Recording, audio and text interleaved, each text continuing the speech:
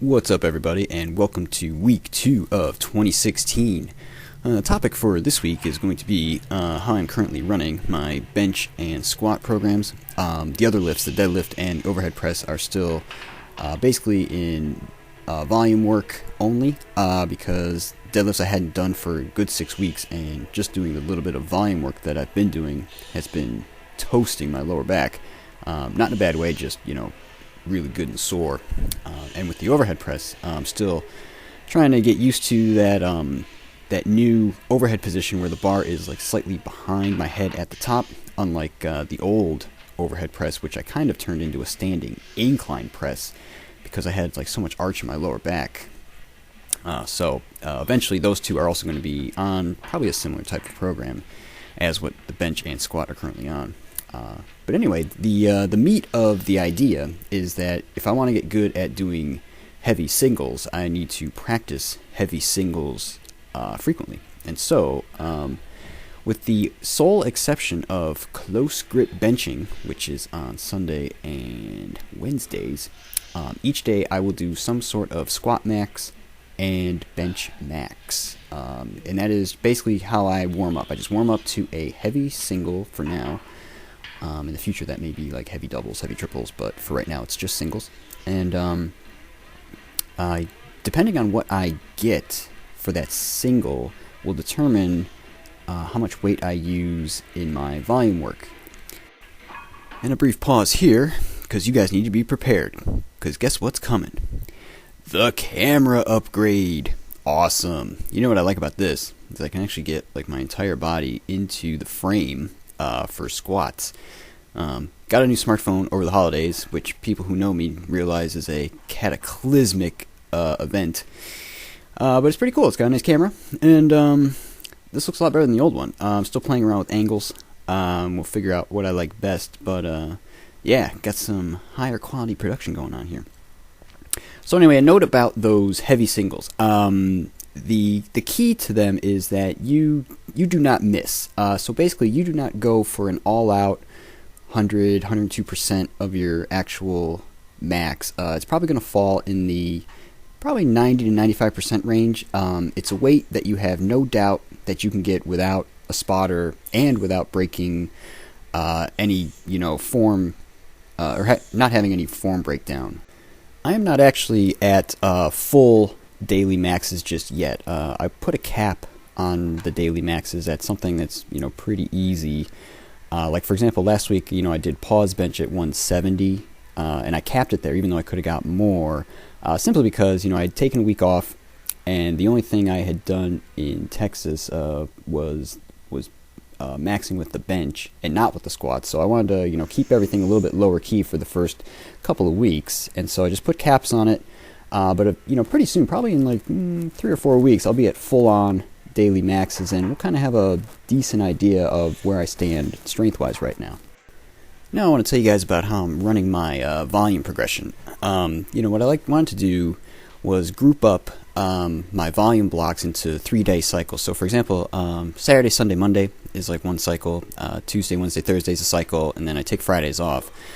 So as you'll notice, since I do 3 of them, I do 70, 80, and 90%. They don't all fit into 1 week exactly. So, for example, this week I have 70% and 80%, and then the day off. Whereas next week I'll have 90% and then 70% again, and then the day off. And then the week after that I'll have 80% and 90%, and then the day off. So when you see my volume numbers at the end of the week, one thing to keep in mind is that the actual weeks where the comparison is apples to apples is going to be like every 3 weeks, because that's how long it takes for things to reset and come back to like another 70% and 80% week like this week was. So this is actually pretty similar to the program I ran last winter that I had so much success on, except the difference is that instead of a 4-day workout or 4 workouts per week, where the percentages changed just on a weekly basis. Like, for example, I had a 70% week, then a 75% week, then an 80% week. Things are just compressed down into 3 days. And so I expect to have good success with this as well, because, you get that higher volume on the 70% and then lower volume with a little more intensity on the 80%, and then lowest volume with highest intensity on the 90% on a fairly regular basis. I actually just noticed that I need to make a correction. When pistols came up on the screen just a second ago, I remembered that, I don't max on those. And so when I said earlier that I max on squats 6 times a week, it's actually only 5. So just to correct the record.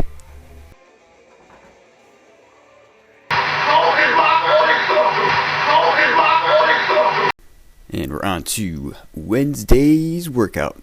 And as you all know, it is hump day! Those commercials are ridiculous. But anyway, it got cold the past couple days. Like Tuesday and Wednesday were pretty frigid. And I was thinking, the cold was giving me the power because I thought this squat max went well. And then the volume work I did afterwards. And going back to Tuesday, the bench max of 190, that was pretty easy, and so I was really happy with that. Oh, and also just to note, I am wearing my belt. It's just under a couple layers of shirts. I got it on like the base layer over the top of my thermals. So I am wearing the belt in this just in case anybody was wondering.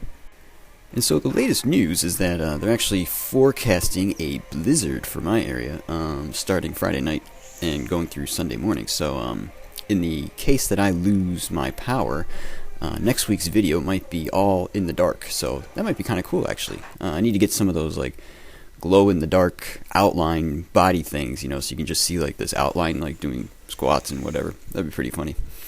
But I gotta be honest, I'm a little skeptical because as you can see on my hat, it says New York, and that is where I was born, and that is where people get real amounts of snow, because for this storm coming up, they're forecasting a whopping 2 feet of snow.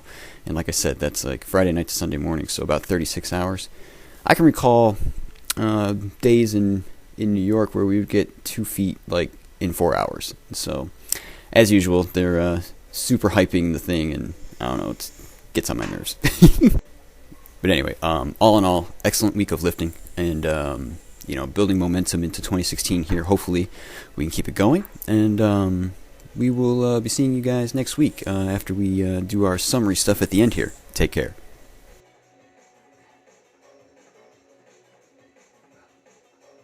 Alright, volume update time. And as you can see, there's a huge jump in the squat and bench, which are the two that are running on that that had 70% and 80% this week, as opposed to lower volumes last week. So the total increase went up, by like 19,000 as compared to last week. But like I said, it's not quite apples to update towards 2016's goals. Things went well this week. Got my warm-up stretching and abs done every day. Also with the one arm push-ups got done every day.